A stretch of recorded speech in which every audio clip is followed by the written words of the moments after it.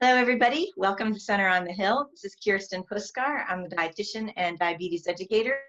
I'm here with Mary Angela, and we are going over how to eat when you have diabetes. And the best diabetes diet, I will tell you, the big secret, it's the most nutritious diet you can have. It doesn't matter if you have diabetes or you don't, other health issues. If you can have a diet that is full of nutrition and balanced with the vegetables and the protein, you will be in really good shape. So I'm going to go over a conversation map that I do on the second week of every month when we get back face to face. And it starts out over here. There's some people at a picnic table, if you can see this, and they're having a nice meal. And then there's an ice cream truck, and some people are having ice cream, and one guy is very grumpy. He thinks he has diabetes and he can't have any sweets. So we know that is not the case. We can balance our carbs with our protein and our vegetables. And if you know that cake or ice cream is coming, you just have less carbs with that meal so that everything is balanced. How much to eat is the second thing is covered. You really want to have a portion size of protein that is the size of your fist. It could be a half a cup size, like this is a half a cup. That's about 4 ounces. If you're going to go for a whole cup of something, hopefully it has vegetables mixed into it, but whatever the protein is, you want twice that for the vegetables. So if you're having a whole cup of, say, chili, and well, chili has a lot of vegetables in it, so that would really only be about a half a cup of protein. So, but you want to add, if you're going to have a half a cup of protein, you're going to want a whole cup of vegetables. If you're going to have a whole cup of protein, you're going to have 2 cups of vegetables, so in order to balance it out. So that's a really good way. And then having a little carbohydrate in there, whether it's potato or grains or chips or whatever, that's a good thing too. But like I said, if you know that there's cake or ice cream or something coming, you're not going to have any carbs with the meal. You're going to have it right after the meal with your desserts. How much you can eat is basically the size of your fist is going to be the size of the protein. So you don't want any more than that. You can't balance it that way. It's just over too much. Meal planning. Over here with the grocery store, especially now, we really want to try to only go to the store once a week. So look at having a lot of vegetables for Monday through Sunday. So you're going to go to get some fresh things for stir fries and stuff in the beginning of the week, and then you're going to get some canned things and like pickled beets and artichoke hearts and roasted peppers and that kind of thing for extra flavor on your dishes. And then you go for the frozen big bag of Brussels sprouts is great if you can deal with it.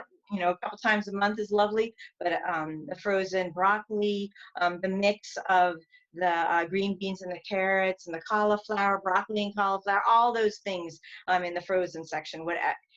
Think about, 14 meals, because you're going to have stuff for lunch, some for dinner, making soups, that kind of thing. Hopefully we're going to have some warm weather and we're going to have salads and sandwiches instead of all this really cold weather. Although Sunday was nice. Happy Mother's Day to everybody. Hope you had a nice day. As we're going on, we're going to talk about the food groups. So in the bottom here, we have the carbohydrates and the fiber, the protein, the fat, the water, the vitamins and minerals. So when you're looking at your plate, you want to have the carbohydrates and the fiber and the proteins and the fat. They happen to usually go together. There's very few protein that doesn't have fat with it. Chicken, fish, even tofu, seitan, there's always going to be a little bit of oils with those. And same thing with the vegetables. You're never going to have a vegetable that doesn't have fiber in it.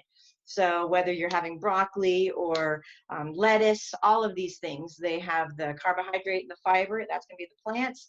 And then there's the protein. That's going to be the protein and the fat. I want to have some water with that.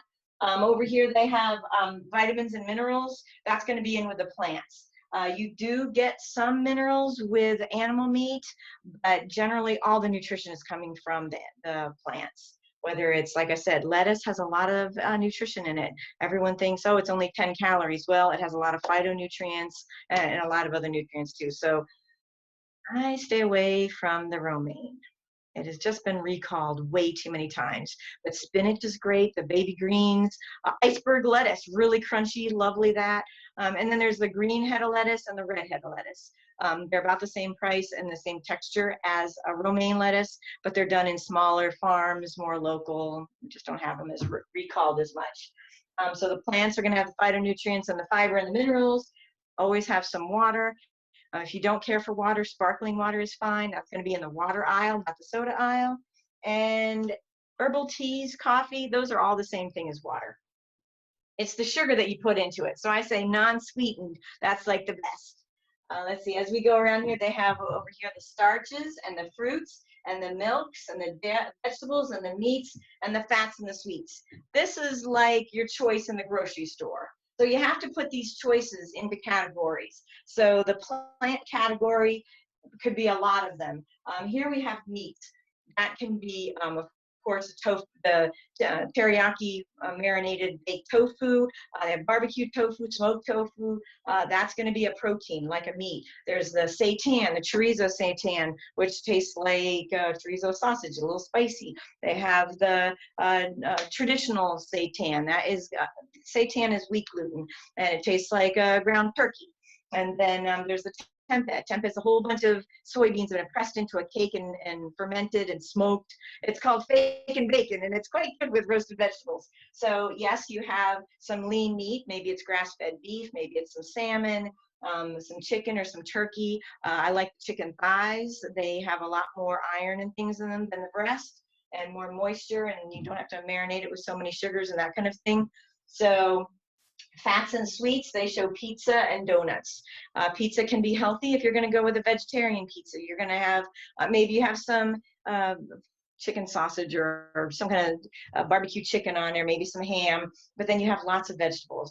So meatballs, these kind of things. So you have some meat and some vegetables on a pizza. That makes it nice. It's a little bit less fat when you have less cheese on there, and more vegetables gives it more flavor. Onions and peppers, mushrooms, really good. The sweets are carbs. They're the same thing over here as starches, whether it's bread or donuts. It's exactly the same thing. So you just have to balance that out and have only a quarter of your plate. It's going to be the same size as the protein or smaller. And then the fruits, this is also, there's a lot of phytonutrients in fruits. So I prefer them over the starches.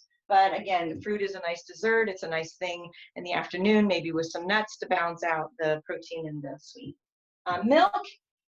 Most of my people that I know of are lactose intolerant. So I don't like that it says milk there, but it can be soy milk. It can be nut milk, like, oh, there's so many nut milks right now. Honestly, I look at the calories, 30 calories, that's what I go for. We usually mix it in something. We're not really drinking a glass of milk right now.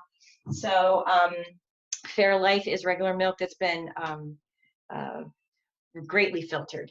And then the vegetables. I don't know why they only have one little cart here for vegetables, because you can use them. I'll count berries as vegetables because they have tons of nutrients, lots of fiber, a good color, lots of, like I said, nutrients and fiber. It's really good. So the blueberries, the spinach, onions and peppers, mushrooms, all of these things are great flavors, but they're also really important parts of the meal. Most important part of the meal, really. So we have our food groups. We have our areas, the proteins and the fats with the carbs and the fiber. And then we have the planning, family celebration, dinner parties, sporting events, eating alone, and sick days. Sick day is important. If you take a lot of medicine, even if you just take metformin, when you're on your sick day, say you ate something bad, or you're hopefully you didn't have COVID, but let's say you got a really bad cold, and your stomach is just comfortable and you're not eating, still take the metformin, still take your regular, if you're on insulin, if you're on Trulicity, whatever you are. Whenever you have issues with your pancreas, like diabetes, and you are ill, whether it's a stomach bug or upset stomach or whatever it is, your body is stressed and your sugar goes up. So you want to continue to take your medicines just like you normally do, in the morning, midday, and night. And if you only take it in the morning, great. If you want to take it at night, great. Just do what you normally do, and that will help keep your sugar down. You also want to drink water every hour, as much as you can. If you can only drink just 4 ounces, that still helps you wash the sugars out of your blood. So sick days is important to plan for. You want to have some broth at home, only a couple cups for the day. That would be fine. But eating alone, make yourself a plate and then go to the TV. If you're just going to have the bag of whatever, you're going to eat the whole bag of wings or whatever it is. You know, you just want to have a serving size that you know is good for you, and then have it with you know, if you're eating alone, whether it's with your book, your magazine, or looking out the window, or the TV, or whatever. Now I have to say there's a lot of things going on our street, which is nice. So we sit on the front porch and we'll eat everything. So we got to have a serving size. As for family celebrations, like I said, have the cake, but just don't have any carbs with your meals, because that cake is going to be your carbs.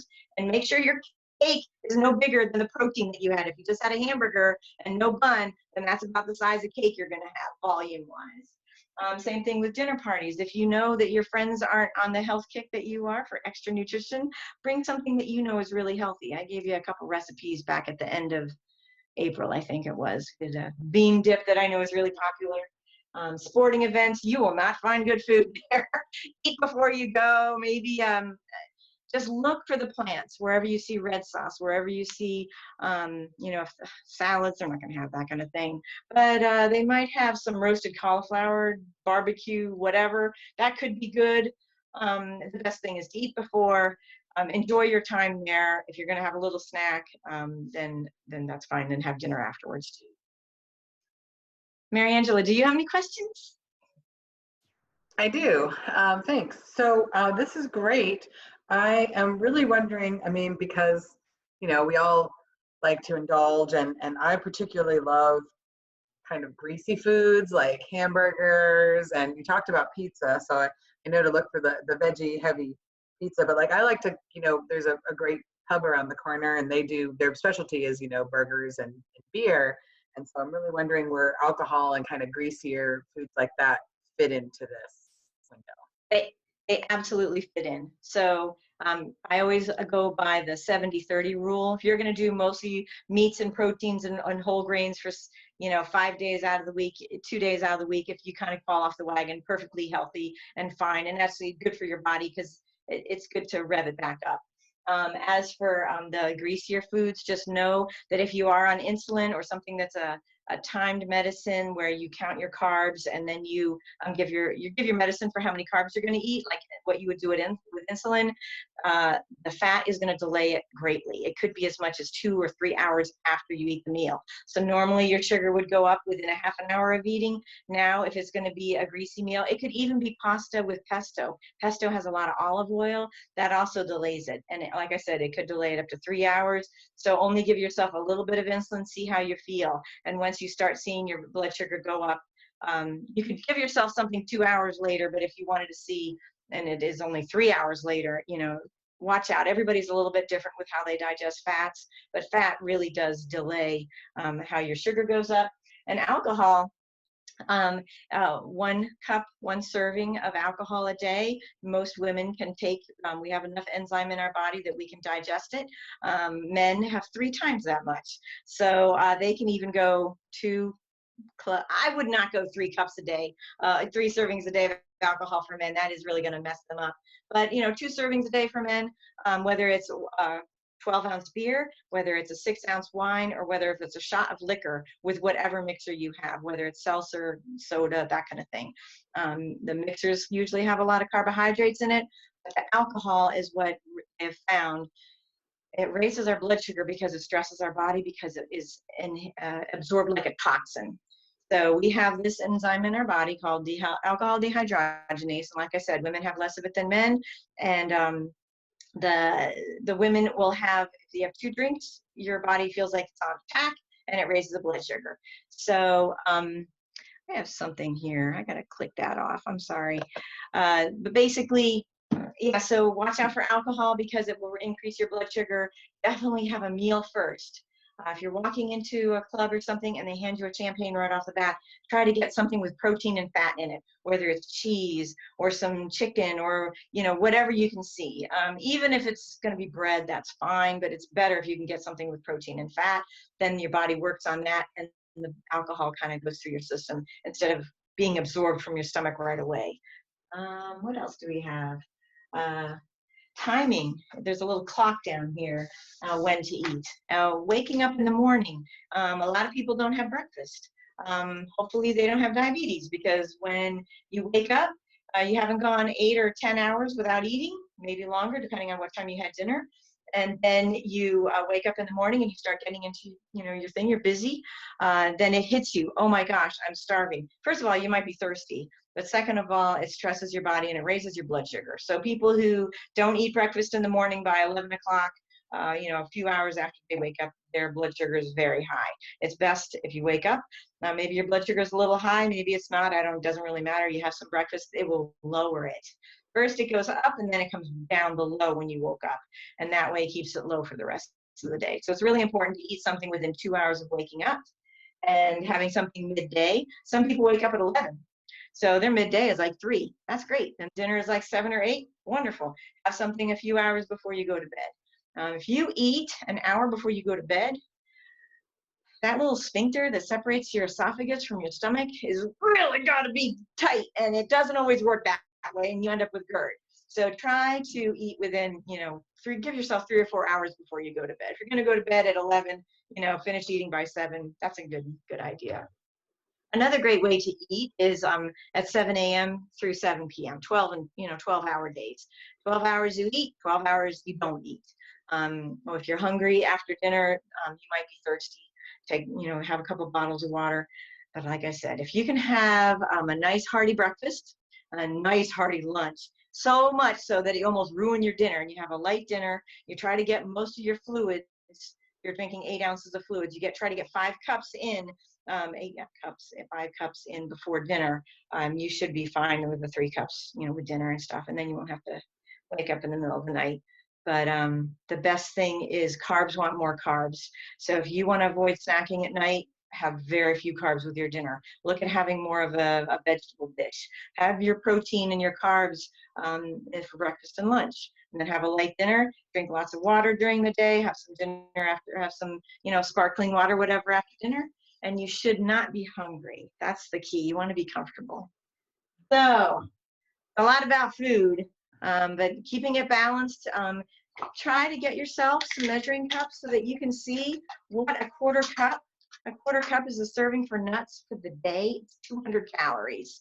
So think about, what size of protein. Do you need to have 8 ounces of chicken or fish? I mean, would you be satisfied with 4? It doesn't look like much. And these are volume versus weight, but they come in pretty close. You can see my half a cup. It is about the size of a tuna can, which is 2 or 3 or 4 ounces of protein. Something to think about. That's great. Thank you so much, Kirsten. That was really, really helpful information. So hopefully we'll see you again next week when we'll do another one. And next week we're going to talk about blood sugar. Awesome. Thank you. Have a great week. Thanks.